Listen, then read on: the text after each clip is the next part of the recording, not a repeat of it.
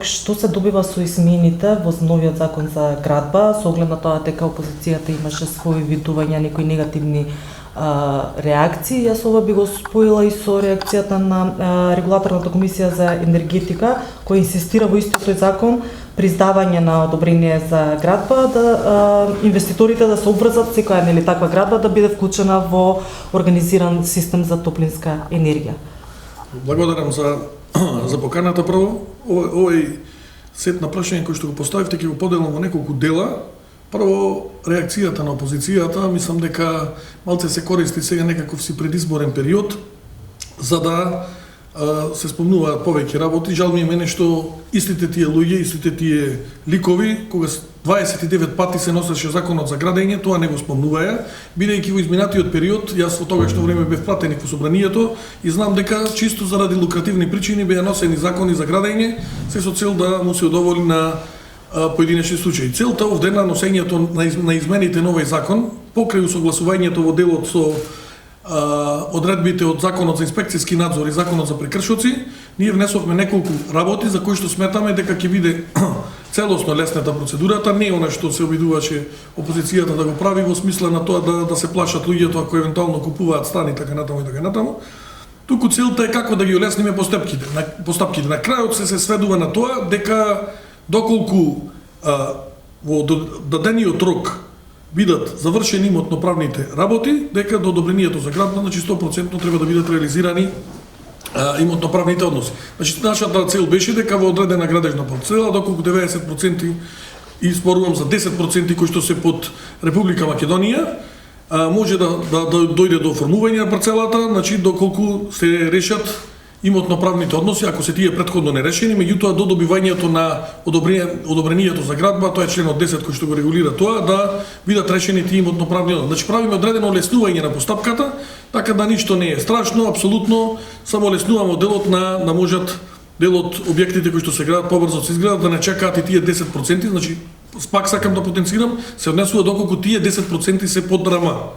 Инаку, апсолутно, законот тоа не го дозволува. Тоа е едната измена, исто така со ова измена на законот се уредува дел на постапка за дислокација на нафтовод, продуктовод, значи магистрален гасовод, магистрален топловод, се со цел да се прави одредена нивна дислокација, се со цел да може да се изгради одреден државен пат, автопат, железничка пруга и така натаму.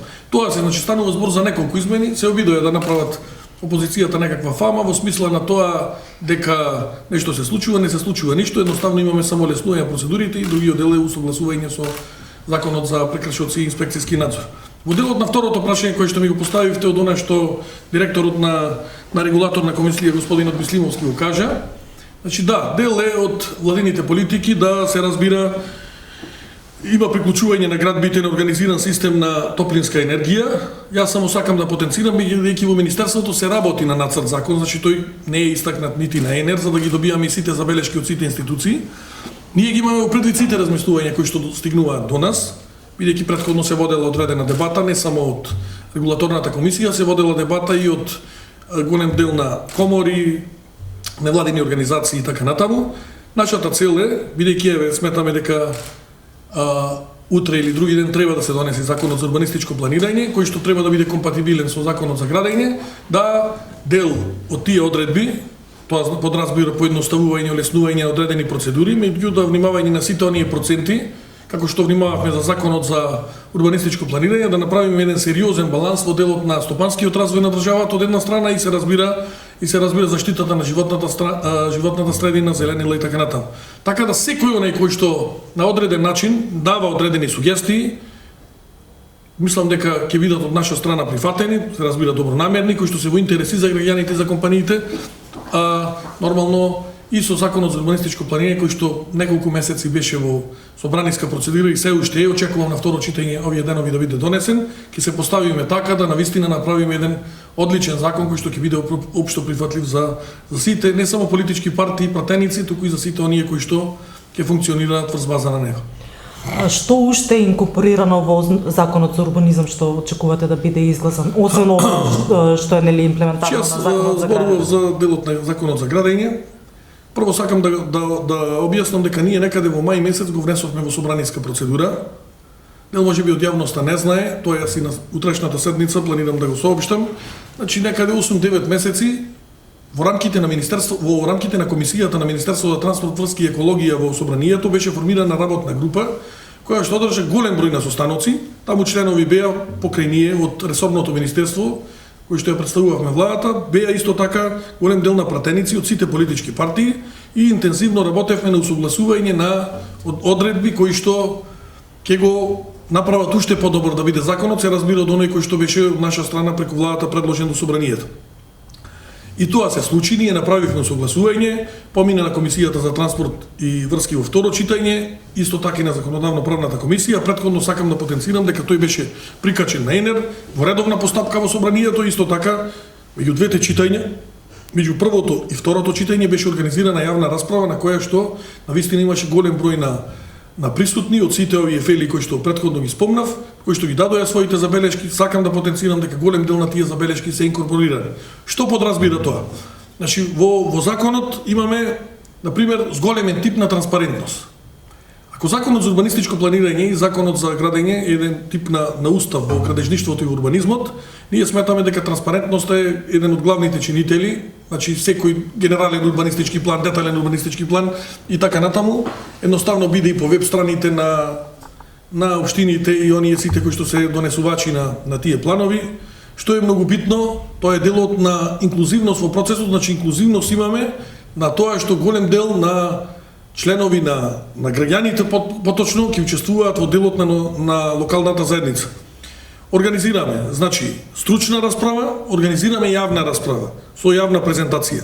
Така да опфатени се сите чекори да кога се носи еден генерален урбанистички план или детален урбанистички план ако е конкретно, значи сето на население кој живее таму да биде покането на состанок, дали ако станува збор за стручно лице или граѓанин, кој што ќе го даде своето учество во делот на она што ќе значи носење на тој план.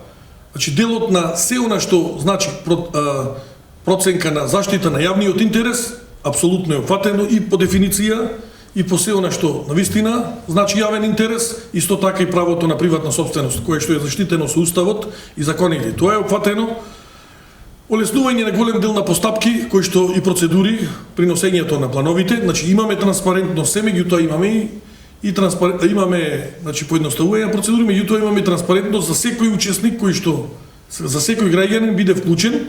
Граѓаните во тоа партиципативно тело кое што ќе ги разгледува тие планови, даваат своји представници, како што даваат се разбира и од стручната, дали станува од стручната фела, дали станува збор за заштитата на животната средина, дали станува збор за делот на култура, станува збор за уште некој друг јавен интерес, значи сето тоа е опфатено.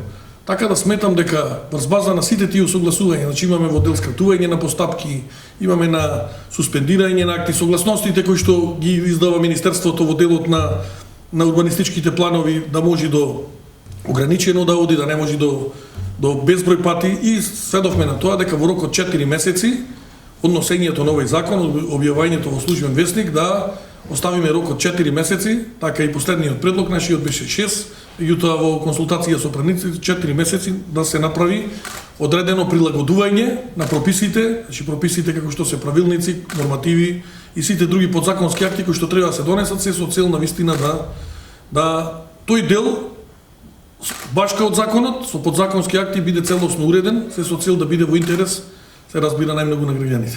Дали ова ќе помогне во борбата против урбаната мафија, односно во оној делти во градбите и се она што не... Видете, ние работевме на тоа, да навистина затоа ја потенцира важноста на овие закони. Мене ми беше намерата таква во овој мандат да се донесе и законот за градење, меѓутоа знаете ради објективни причини ќе има парламентарни избори во месец април, инаку согласно мандатот кој што го имаше оваа влада, планирано беше некаде таму до септември-октомври биде донесен и другиот закон за градење. Сега работиме на нацрт, знаете дека собранието нема да работи од 11 и 12 февруар натаму, така да веројатно за после изборите ќе остани да и тој закон биде компатибилно со овој, и на тој начин ова што вие го поставувате како прашање да навистина спречиме дивење, да спречиме насилие, да спречиме урбанистички хаос кој што со години назад и се случувал на државата. Мислам дека овие закони се најдобрата можна основа за понатаму преку подзаконски акти успееме да ги донесеме овие работи. До крајот на февруари истекува рокот и за спроведување на препораките на УНЕСКО за заштита на природните богатства на Охридскиот регион. Одговори ли Министерството за транспорт и врски во рамки на своите надлежности на тие препораки и кои се почниците, значи што е спорно во целата процедура? Че видите, согласно на нашето учество во работната група во комитетот кој што е од владата, мислам дека дадовме свој придонес. Се работеше интензивно во делот и со општините, на соработка со општините Охрид и Струга. Сметам дека од мерките кои што тие ги донесоа, тоа беа мораториуми на делот на носењето на урбанистички планови, делот на легализација и така натаму, беше во целост проведен. Видете, станува збор за нешто за кое што некои 40-50 години не е постапувано. И сега како да се очекува сега во неколку месеци сите проблеми да се решат. Се работи на тоа. И јас сметам и оптимиста сум дека во наредниот период сите оние препораки кои што ги даде УНЕСКО во голема мера ќе бидат реализирани.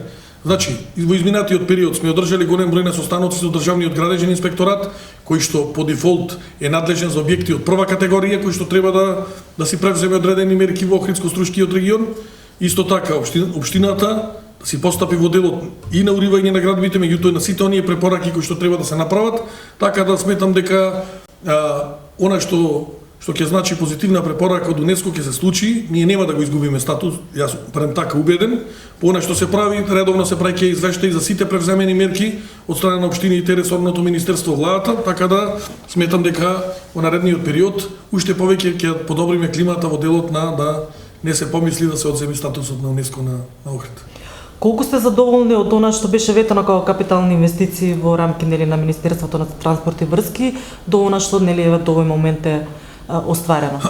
Сега ќе одговорам вака. Прво, сум многу задоволен што Министерството за финанси извади една одредена алатка за да се види точно кој е колку министерство, државен орган, дали станува збор за дирекција и така на агенција и така натаму реализира.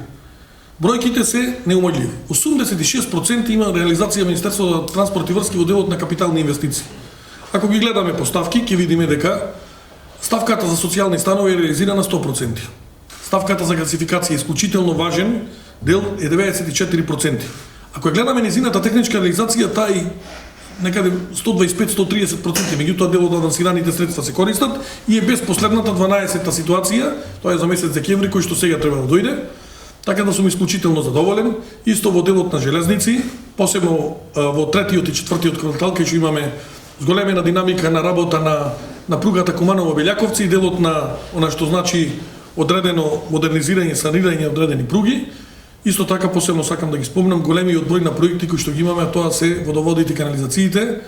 Значи сметам дека во изминативе година и пол, како што не знам дали некогаш воопшто се случило, имаме извореден број на проекти кои што ги реализираме со општините заедно. Ова го прави Министерството, се со цел да оној процент кој што беше во 2016-2017 година многу минимален, посебно на канализации, се зголеми и тоа ние го правиме. И ако ја видите ситуацијата на терен, бројот на проекти, ќе видите дека навистина се работи интензивно. Сега сакам да најавам дека утре заедно со премиерот сум во Избегово. Од четврток ќе се работи на делот на отпочнува патот од Крива Паланка до Баир. Интензивно се работи на канализацијата во Рачиново и таму планирам да направам увид. Значи голем дел на проекти кои што ги има низ сите општини, опфатено Министерството, ние интензивно продолжуваме. Планот за јавни набавки е направен. Согласно тој план, без разлика што во април месец ќе има избори, јас очекувам дека динамиката нема да застане, напротив ќе се itera соодветно како што е планирано.